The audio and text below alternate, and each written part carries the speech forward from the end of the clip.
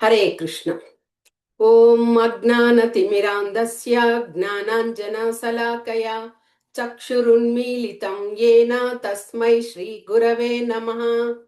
నమో ఓం విష్ణుపాదాయ కృష్ణప్రస్థాయ భూతలే శ్రీమతే భక్తివేదాంత స్వామిన్యితి నామినే. నమస్తే సరస్వతీ దేవే గౌరవాణి ప్రచారిణే నిర్విశేష శూన్యవాది పాశ్చాత్య దేశతారిణే. జయ శ్రీ కృష్ణ చైతన్య ప్రభు నిత్యానంద శ్రీ అద్వైత గదాధర శ్రీవాసాది గౌర భక్త బృంద. హరే కృష్ణ కృష్ణ కృష్ణ హరే హరే, హరే రామ రామ రామ హరే హరే. మూకం కరోతి వాచాలం పంగుం లంఘయేతి గిరిం యత్కృపతం అహం వందే శ్రీ గురుం దినతారణం పరమానందం మాధవం శ్రీ చైతన్య ఈశ్వరం. హరి ఓం తత్సత్. హరే కృష్ణ.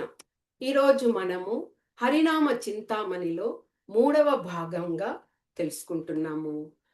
మొదట 2 భాగాలలో కూడా శ్రీ చైతన్య మహాప్రభువు హరిదాసు ఠాకూర్ల వారిని 3 ప్రశ్నలు అడగడం జరిగింది. ఏమిటి? ఈ భౌతిక ప్రపంచంలో అంటే జీవులందరూ కూడా ఎలాగా త్వరితగతిన ముక్తిని పొందుతారు అని ఒక ప్రశ్న వేయడం జరిగింది.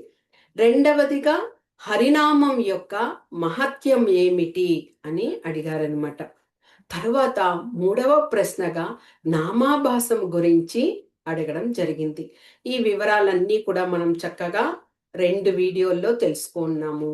నామాభాసం అంటే ఏమిటి అంటే హరినామాన్ని జపించేటప్పుడు మనము ఆ యొక్క జ్ఞానం తెలియకుండా అజ్ఞానంతో జపించడం, లేదా కృష్ణ భగవానుని యొక్క సంబంధ జ్ఞానాన్ని తెలుసుకోకుండా హరినామాన్ని జపించడం, మనసులో కల్మషంతో హరినామాన్ని జపించడం, ఇవన్నీ కూడా నామాభాసం కింద వస్తాయి. కానీ ఇవన్నీ కూడా చేయడం ద్వారానే, అంటే అలాగా సాధన ద్వారా మనము నామాభాసం చేస్తూ తరువాత చక్కగా శుద్ధ నామానికి మనము అలవాటు పడతాం. ఓకే, ఈరోజు 3వ భాగంలో మనకి శ్రీ చైతన్య మహాప్రభుల వారు హరిదాసు ఠాకూర్ల వారిని ఏం ప్రశ్నించారు? ఏమిటి అంటే, హరినామం జపించేటప్పుడు అపరాధం చేయకూడదు. అలాగా ఒక 10 నామాపరాధాలు ఉన్నాయన్నమాట. అవన్నీ కూడా ఎప్పటికీ చేయకూడదు. అవి ఏంటి? ఆ యొక్క హరినామ నామాపరాధాలు ఏమిటి అంటూ హరిదాస్ ఠాకూర్ల వారిని అడగడం జరిగింది. దానికి హరిదాస్ ఠాకూర్ల వారు తెలియచేస్తున్నారనమాట. మహాప్రభు, శాస్త్ర ప్రకారం 10 నామాపరాధాలు ఉన్నాయి. అందులో ఏమిటి? ఫస్ట్ నుంచి చదువుతున్నా చూడండి. ఆ యొక్క అపరాధాలలో మొదటి అపరాధమే వైష్ణవులను దూషించడం, నిందించడం. వైష్ణవులను దూషించడం, నిందించడం అంటే వైష్ణవులు ఎవరు? వారు నిరంతరము భగవంతుణ్ణి ఆరాధించేటువంటి వారు, శుద్ధ భక్తులు. అలాంటి వైష్ణవులను దూషించకూడదు. అలాగా దూషిస్తే అది అపరాధం కిందకు వస్తుంది. ఇక రెండవది, ఇతర దేవతలను అందరినీ కూడా సమంగా భగవంతునితో అనుకోవడం, దేవతలు స్వతంత్రులు అనుకోవడం. దీనిని మాత్రము ప్రతి ఒక్కరు కూడా విజ్ఞతతో, అంటే బుద్ధిమంతులుగా మనము అర్థం చేసుకోవాలి. ఏ శాస్త్రంలో కూడా మనకు దేవతలను ఆరాధించకూడదు అలాగా ఎక్కడా లేదు. దేవతలను ఆరాధించాలి, గౌరవించాలి. కానీ ఆ ఆరాధించే విధానంలో మనము అది చక్కగా ఉన్న విధంగా తెలుసుకోవాలి. అదే అంటే ఏది కూడా దేవతలు అనేటువంటి వారు భగవంతుని యొక్క ప్రతినిధులు, భగవంతునికి సేవ చేయడం కోసం వచ్చిన వారు. కాబట్టి అలాగ మనము అనుకొని భగవంతునికి అర్పించినటువంటి ప్రసాదాన్ని దేవతలకు అర్పించినప్పుడు అప్పుడు దేవతలు కూడా ఆనందపడతారు. ఓకే. ఆ విధంగా అంటే ఆ పూజలు అవన్నీ చేసినప్పుడు, ఆరాధించేటప్పుడు మొదట భగవంతుణ్ణి ఆరాధించాలి. మనకి గీతా మహాత్మ్యంలో కూడా ఆది శంకరాచార్యుల వారే తెలియచేశారు. ఏమి? ఏకం ఏకం శాస్త్రం దేవకీ పుత్ర గీతం. ఏకో దేవో దేవకీ పుత్ర ఏవ. అంటే ఒకే శాస్త్రం, అదే భగవద్గీత.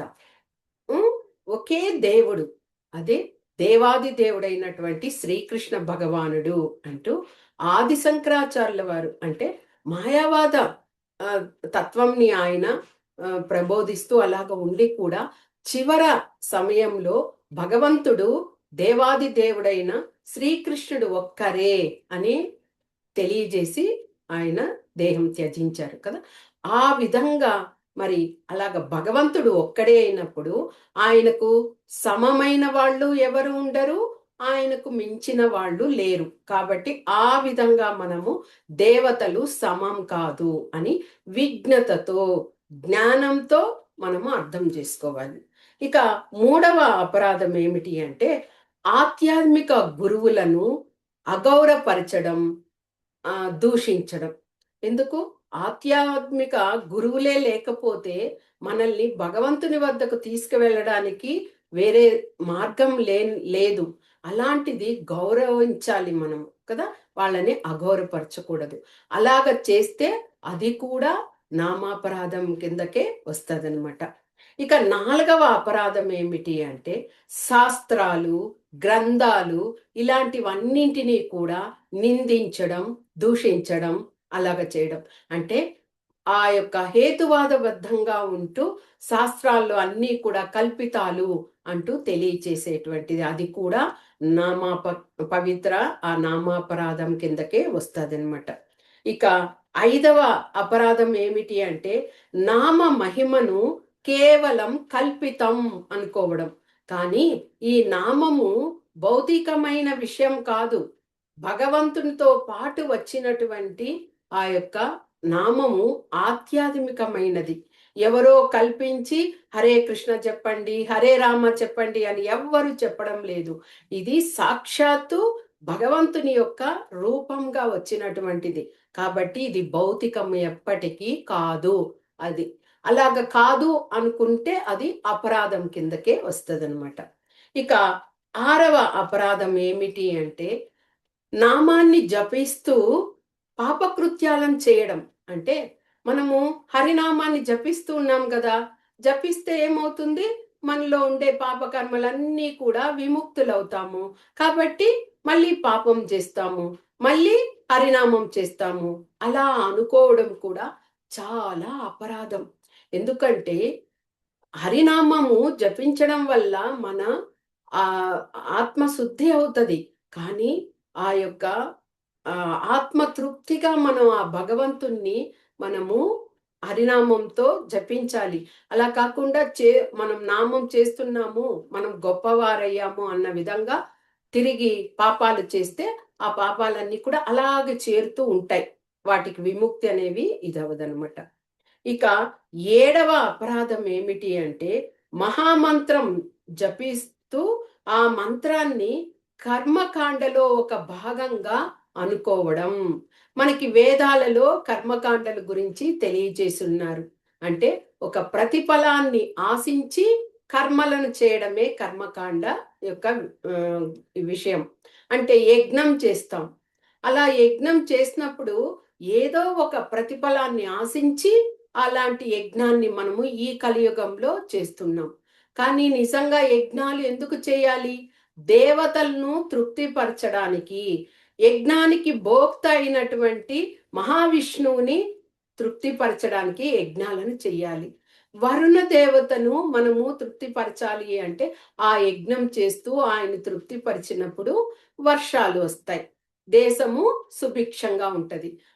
అలా కాకుండా ఒక మన యొక్క ప్రతిఫలాన్ని కోరి చేసేటువంటి కర్మకాండ అంటే ఆ విధంగా మనము మహామంత్రాన్ని జపిస్తూ కోరుకోకూడదు.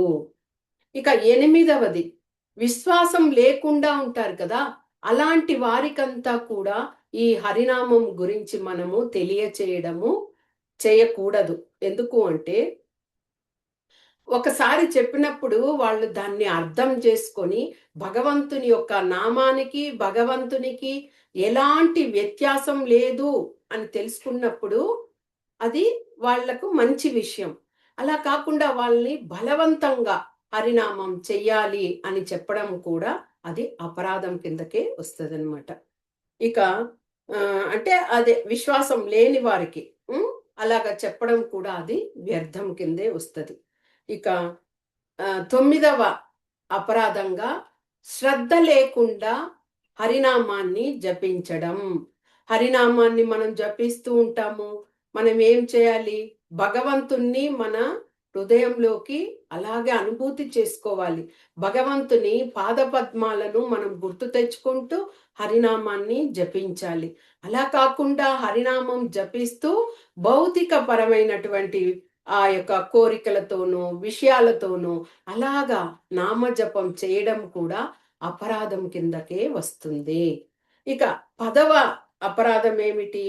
ఎవరైతే సంపూర్ణమైన విశ్వాసం లేకుండా, నమ్మకం లేకుండా ఆ యొక్క దివ్య నామం యొక్క మహిమ తెలుసు. అంటే ఈ కలియుగంలో మనము ఒక పురోగతి సాధించాలి అంటే ఈ దివ్యనామం తప్ప వేరొకటి లేదు అని మనకు తెలుసు. అయినా తెలిసి కూడా విశ్వాసం లేకుండా, నమ్మకం లేకుండా ఇలాంటి భౌతిక అంటే ఆ నామాన్ని జపిస్తూ కూడా మళ్ళీ భౌతిక బంధనంలో చిక్కుకోవడం. అంటే మనము ఎంతగా హరినామాన్ని జపిస్తూ వెళ్తామో కొద్ది కొద్దిగా మనము భౌతిక బంధనాల నుంచి వీడడానికి మనము ఆ యొక్క మార్గాన్ని వెతుక్కోవాలి. అంటే అన్నింటిని విడిచిపెట్టడం కాదు. మనకి వద్దు అన్న విషయాలలో మనము అందులోకి ఎక్కువగా కలుగజేసుకోకుండా మనము భగవంతుని యొక్క ఆధ్యాత్మిక విషయంగా మనము ఇదిగా ఉండాలి. అలాగా మనము తెలిసి కూడా ఆ నామం యొక్క మహిమ ఏమి అని తెలిసి కూడా మళ్ళీ ఆ బంధనంలో అలాగా బందీలైనప్పుడు ఏమవుతాము? ఎప్పటికీ సుగమమైన మార్గంలోకి మనము వెళ్ళలేము. కాబట్టి ఇవన్నీ కూడా ఈ యొక్క భగవంతుణ్ణి స్మరించే సమయంలో ఈ 10 నామాపరాధాల కిందకు వస్తాయి అంటూ హరిదాస్ ఠాకూర్ల వారు వివరించడం జరిగింది. మరి మొట్టమొదటి తప్పు అపరాధం ఏమిటి ఇందులో? సాధువులు లేదా వైష్ణవులను నిందించడం, దూషించడం. అంటే అది ఎంత అపరాధము అంటే ఎవరు సాధువులు లేదా వైష్ణవులు అంటే ఎవరు వాళ్ళు? నిరంతరం వాళ్ళు భగవంతుని భక్తియుత సేవలో ఉన్నటువంటి వారు, దైవ చింతనతో ఉండేటువంటి వారు. అంటే నిరంతరం కూడా వాళ్ళు భగవంతుణ్ణి విశ్వసిస్తూ నమ్మకంతో ఉన్నటువంటి వాళ్ళే సాధువులు లేదా వైష్ణవులుగా చెప్పబడతారు. అలాంటి వారే సాంప్రదాయాలను, ఆచారాలను కూడా పాటిస్తూ ఎప్పుడైతే భగవంతుణ్ణి మనం విశ్వసించామో మన సాంప్రదాయాలను కూడా మనము తప్పకుండా దానిని అనుసరిస్తాము. కాబట్టి అలాంటి వాళ్ళే వైష్ణవులు. మరి ఇలాంటి సాధువులు లేదా వైష్ణవులు ఇలాంటి వారికి కొన్ని లక్షణాలు ఉంటాయి.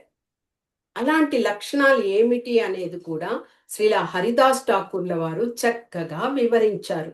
26 లక్షణాలు ఉన్నాయి. వాటిని చదువుతూ చెప్తాను. సాధువు లేదా వైష్ణవుని యొక్క లక్షణాలు.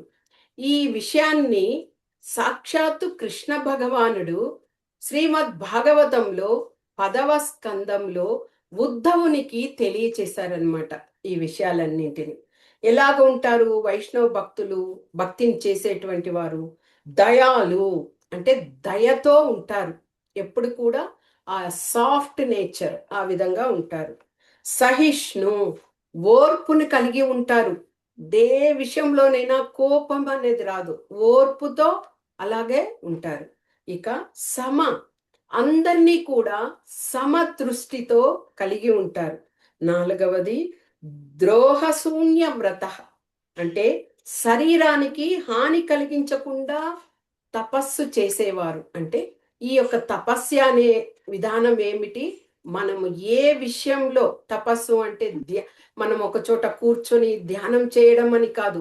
తపస్య అంటే మనము ఈ భక్తి విషయంలో కానీ, మనం ఆచరించే విషయాల్లో కూడా పర్ఫెక్ట్‌గా దానిని ముగించడం. అలాంటప్పుడు మనము మనల్ని మన శరీరానికి మనము ఆ యొక్క హాని కలిగించే విధంగా అంటే బాధపడే విధంగా ఆ విషయాన్ని చేయరు భక్తులు అన్నటువంటి వాళ్ళు. ఇక సత్యసార నిత్యము సత్యాన్నే పలుకుతూ అలాగే ఉంటారు. ఆరవదిగా విశుద్ధాత్మ ప్యూరిటీ పవిత్రాత్మత ఆత్మలుగా వాళ్ళు ఎప్పుడు కూడా నడుచుకుంటారు. ఇక ఏడవది పరహితరత అంటే మానవాళి అంతటికీ కూడా సహాయం హెల్పింగ్ నేచర్ అంటారు కదా, ఆ యొక్క దృక్పథంతో ఆ వైష్ణవ భక్తులు ఉంటారు. ఎనిమిదవి కామే అక్షుభిత బుద్ధి అంటే ఎప్పుడు కూడా కోరికలతో అలాంటి బుద్ధిని వాళ్ళు ఎప్పుడు కలిగి ఉండరు. ఎప్పుడైతే భక్తి ప్రవర్తనలతో ఉంటారో వాళ్ళకి కోరికలు అనేవే ఉండవు. అసలు కోరుకోరు ఏది కూడా. ఎందుకు అంటే వాళ్ళు ముక్తుల్ని కూడా కోరుకోరు. అలాంటిది సాధారణంగా భౌతిక కోరికలు వాడి దరి కూడా చేరవన్నమాట. ఆ విధంగా ఉంటారు. ఇక దాంత ఇంద్రియాలన్నింటినీ వారి ఆధీనంలో ఉంచుకున్న వారై ఉంటారు. 10 అకించన అంటే యజమాని, నేను యజమాని అనే ఆ భావన లేకుండా ఉంటారు అలాంటి భక్తులు. 11 మృదు, వారు పలికే పలుకులు మృదు స్వభావంగా ఉంటాయన్నమాట. 12 శుచి, వారు నిరంతరము శుభ్రతను కూడా కలిగి ఉంటారు. 13 పరిమిత భోజ, ఎప్పుడైతే భక్తులుగా ఉంటారో వాళ్ళు ఆవురావురమని ఎంతసేపు తిండి ధ్యాసతో అలాగ ఉంటాం కదా భౌతిక బద్ధజీవులుగా మనం ఉన్నప్పుడు. అలా కాకుండా మితంగా తీసుకుంటారు. అంటే ఏది తీసుకుంటున్నా అది భగవంతుని ప్రసాదం అనుకొని మితంగా తింటారనమాట. ఇక 14 శాంతమాన్, ప్రశాంతమైన మనస్సుతో ఉంటారు. 15 అనీహ అంటే భౌతిక వ్యవహారాల పట్ల ఎలాంటి ఆసక్తిని కలిగి ఉండరు. 16 ధృతిమాన్, సహనంతో ఉంటారు. ఎప్పుడు కూడా ఆ సహనాన్ని వాళ్ళు పాటిస్తూ ఉంటారు. 17 స్థిరత్వాన్ని కలిగి ఉంటారు. 18 కృష్ణైక శరణ, కృష్ణుడికి మాత్రమే వారు శరణాగతి పొంది ఉంటారు. ఎందుకంటే ఏకశాస్త్రం ఏక ఏక దేవుడు ఒక్కడే అని వాళ్ళు విశ్వసిస్తారు కాబట్టి భగవంతునికి మాత్రమే వాళ్ళు శరణాగతి పొంది ఉంటారు. ఇక అప్రమత్త అంటే తన విధులలో ఎప్పుడు కూడా జాగ్రత్తతో ఉంటారు. అజాగ్రత్త అనేది వాళ్ళు ఎప్పుడు కూడా ఇదనరు.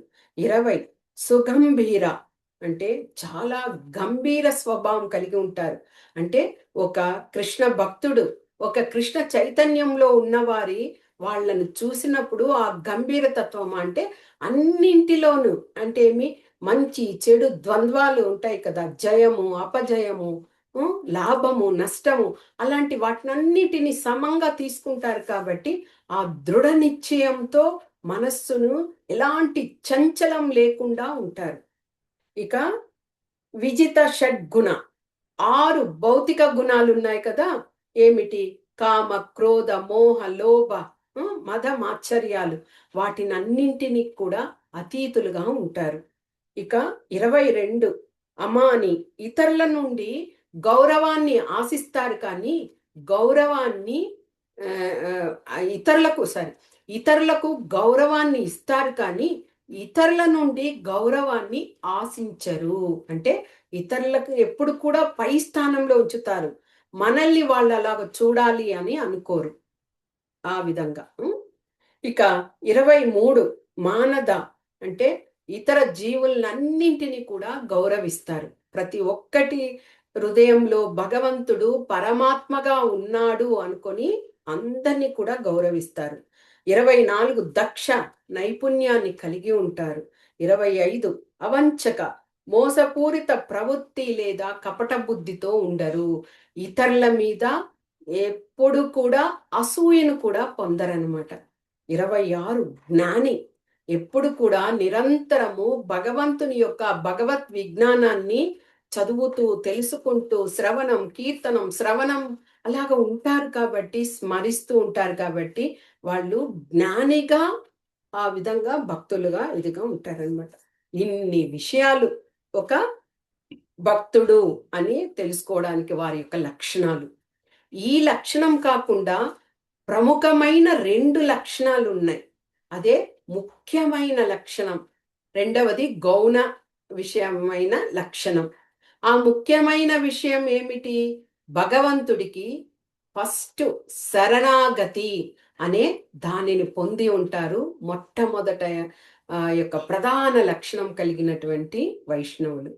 ఇక గౌణ లక్షణంలో రెండవ లక్షణంలో ఏమిటి అంటే, అదృష్టవశాత్తు ఎవరో తెలియచేసి పలానా సత్సంగం ఉంది, అందులో భగవంతుని గురించి తెలియచేస్తున్నారు, అందులో చేరండి అని ఎవరో తెలియచేశారనుకోండి, ఆ విధంగా ఆ సత్సంగంలో చేరి వాళ్ళు హరినామాన్ని ఇస్తే దాన్ని తెలుసుకొని ఆ నామాన్ని జపిస్తూ జపిస్తూ ఆ రుచిని భగవంతుని యొక్క ఆ రుచిని తెలుసుకొని అప్పుడు శరణాగతి పొందుతారనమాట. అది రెండవ రకమైనటువంటి భక్తులుగా ఉంటారు. అంటే ఇన్ని విధాల వైష్ణవ భక్తులు అనేటువంటి వారు ఉంటారు. కాబట్టి అలాంటి వారిని మనము దూషించకూడదు, నిందించకూడదు. ఒకవేళ మనము ఇవన్నీ కూడా వర్ణాశ్రమ ధర్మాలతో ముడిపడి ఉంటాయన్నమాట. ఆశ్రమ ధర్మాలు ఏమిటి? బ్రహ్మచర్యము, గృహస్థ, వానప్రస్థ, తర్వాత సన్యాసి కదా. ఈ గృహస్థ జీవితంలో ఉంటూ కూడా భగవంతుణ్ణి చక్కగా మనము ఆరాధించవచ్చు. అంటే బ్రహ్మచారిగానే ఉండాలి అని కాదు, ఒక సన్యాసిగానే ఉండాలి అని కాదు, గృహస్థ జీవితంలో కూడా ఉండవచ్చు. ఆ విధంగా మనము భగవంతుణ్ణి ఆరాధించవచ్చు. అలాంటి ఆరాధనకు మనము కొంత వైరాగ్యం అనేది పొందాలి.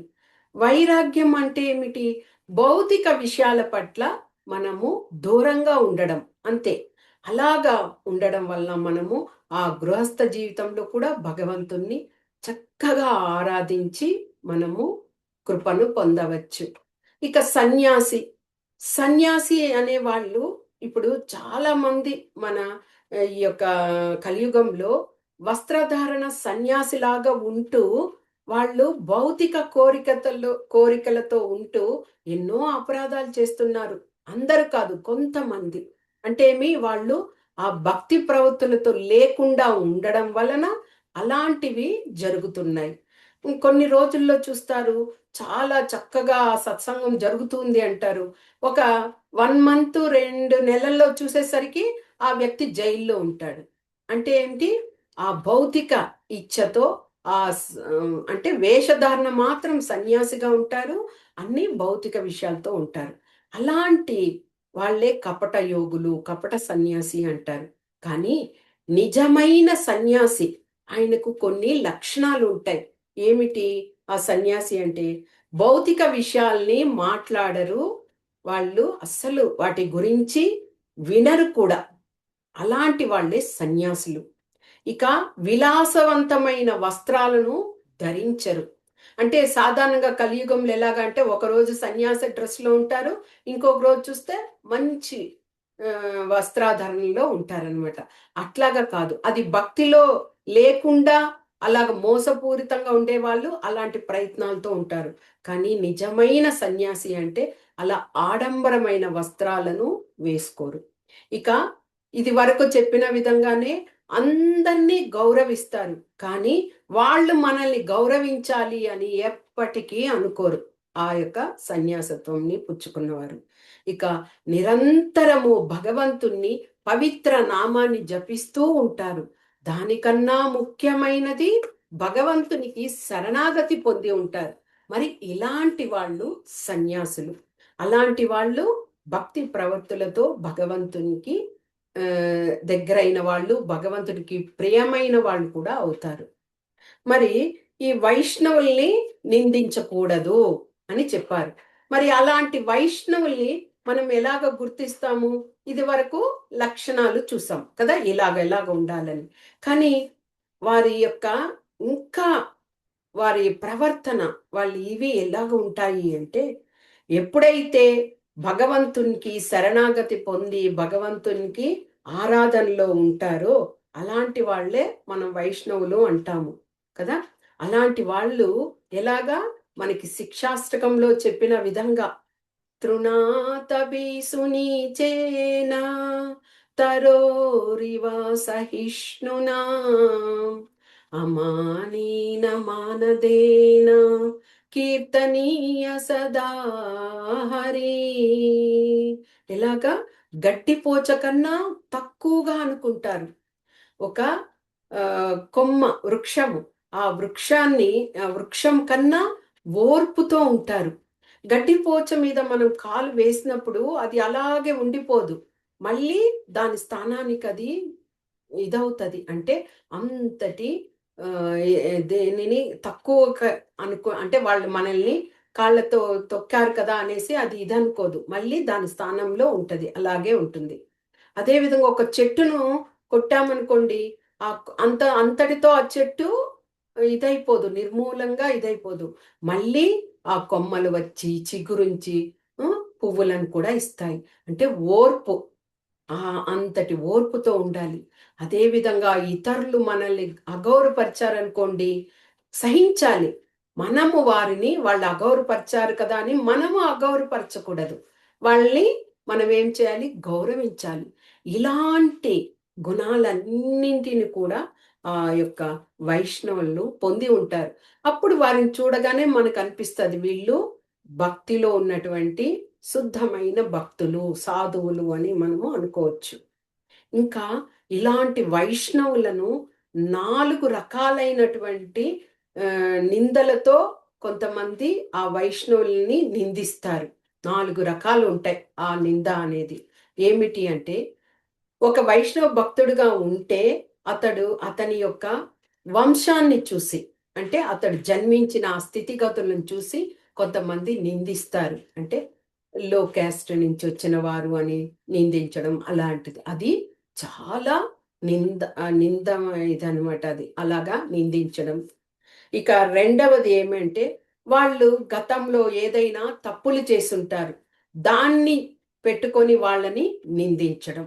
అదే విధంగా వాళ్ళు ఏదో అపరాధాలు చేసుంటారు, తెలుసో తెలియకో, మనిషి అన్నాక అపరాధాలు జరుగుతాయి కదా, అలాంటి అపరాధాలన్నీ పెట్టుకొని ఆ వైష్ణవ భక్తుల్ని నిందించడం, ఇది ఒక రకమైనటువంటిది. ఇక 4వ నింద ఏమిటి అంటే, అతని యొక్క ప్రవర్తనల మీద. అంటే గతంలో అతడు భక్తుడిగా ఉండకపోవచ్చు, అతని యొక్క ప్రవర్తనలో చెడు దుస్సాంగత్యం వలన ఆ యొక్క ప్రవర్తనలో చాలా మార్పులు ఉండవచ్చు. కానీ అలాంటి వారిని, అతడు మళ్ళీ భక్తుడయ్యాడు, అలాంటి వారిని నిందిస్తారు కొంతమంది. అలాగా ఈ విధమైన 4 రకాలైనటువంటి నిందలు ఉంటాయి. కానీ ఇలాంటి నిందలంతా కూడా అసలు కారణమే కాదు అలాంటి ఒక వైష్ణవ భక్తుణ్ణి నిందించడానికి. అంటే ఒక వ్యక్తిని ఎందుకు ఇవన్నీ కారణాలు కాదు అంటే, అలాగ ఉన్నటువంటి ఆ భక్తుడు పశ్చాత్తాపపడి తిరిగి, అంటే పతనమైపోయినటువంటి వ్యక్తి పశ్చాత్తాపపడి భగవంతుని యొక్క నామాన్ని స్వీకరించి ఆ నామాన్ని జపిస్తూ, తాను జపిస్తూ ఇతరులకు కూడా దానిని తెలియచేస్తున్నారు. కాబట్టి అలాంటి వాళ్ళని మనము ఎప్పుడు కూడా నిందించకూడదు. ఎందుకంటే పశ్చాత్తాపడి వాళ్ళు తెలుసుకున్నారు కాబట్టి.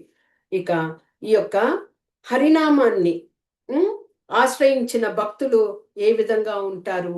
వాళ్ళు ఎప్పుడు కూడా సాధు నింద అనేదే చెయ్యరు. ఇతరులను గౌరవిస్తూ, ఇది వరకు తెలుసుకున్నట్లు ఇతరులను గౌరవిస్తారు. తర్వాత నిరంతరము సత్సంగంలో ఉంటారు. ఈ విధంగా ఉంటారు నిజమైనటువంటి సాధువులు. ఇంకా ఎలాంటి వాళ్ళు సాధు నిందను చేస్తారు? ఎలాంటి వాళ్ళు చేస్తారు అంటే, అభక్తులుగా ఉండేటువంటి వారే సాధు నిందను చేస్తారు. ఎందుకంటే వాళ్ళు భక్తిలో లేరు కాబట్టి సాధు నింద చేస్తారు.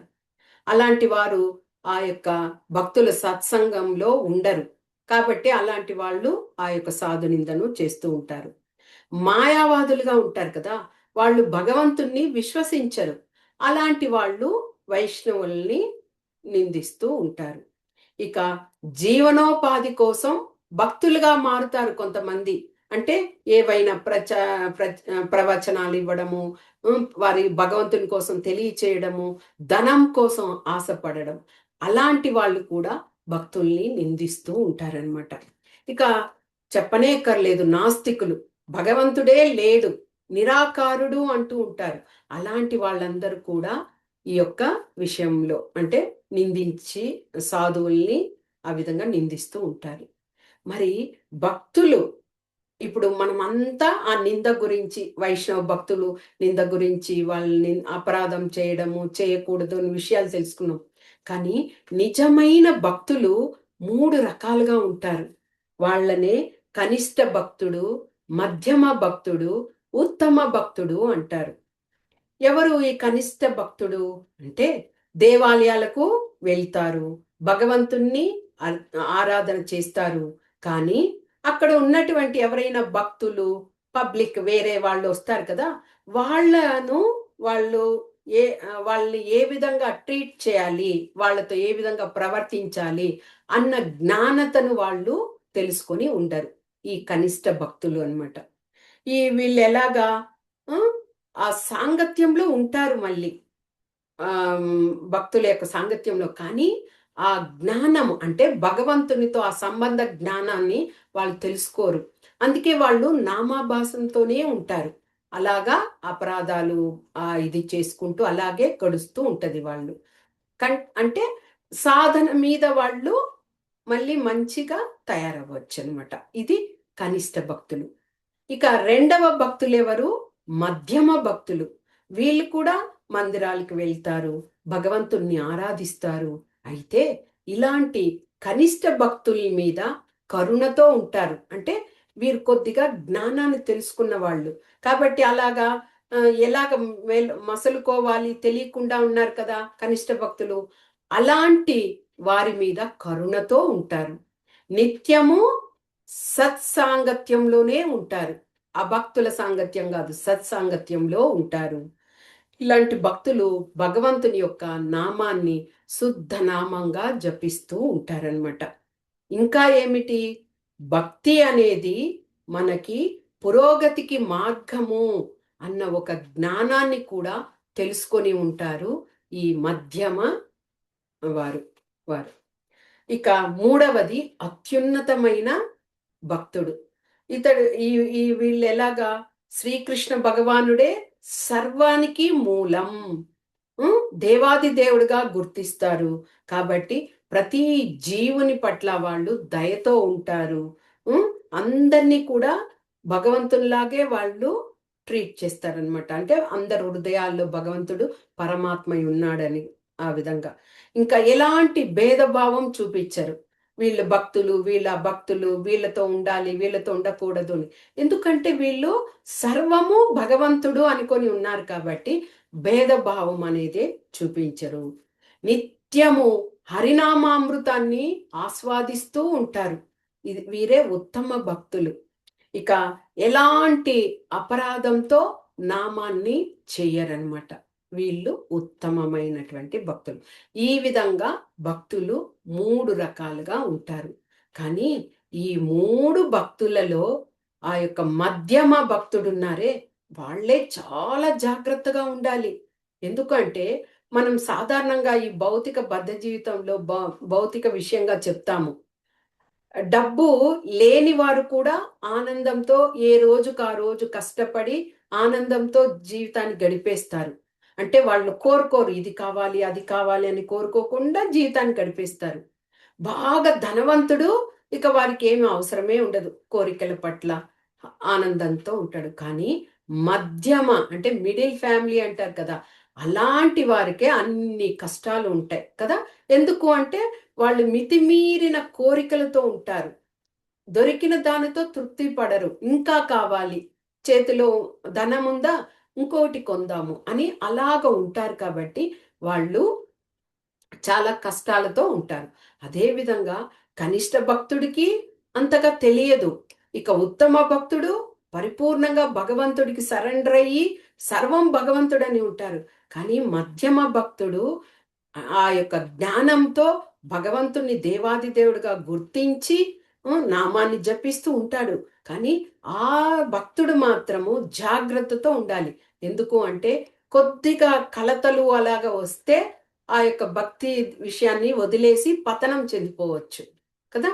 అందుకోసమని ఆ యొక్క పతనం కాకుండా ఇంకా పురోగతి సాధించే విధంగా ఆనందంగా సంతోషంగా ఉండాలి అంటే ఆ మధ్యమ భక్తుడు అక్కడ పురోగతి రావాలి కాబట్టి భగవంతుణ్ణి ఇంకా చక్కగా ఆరాధించాలి.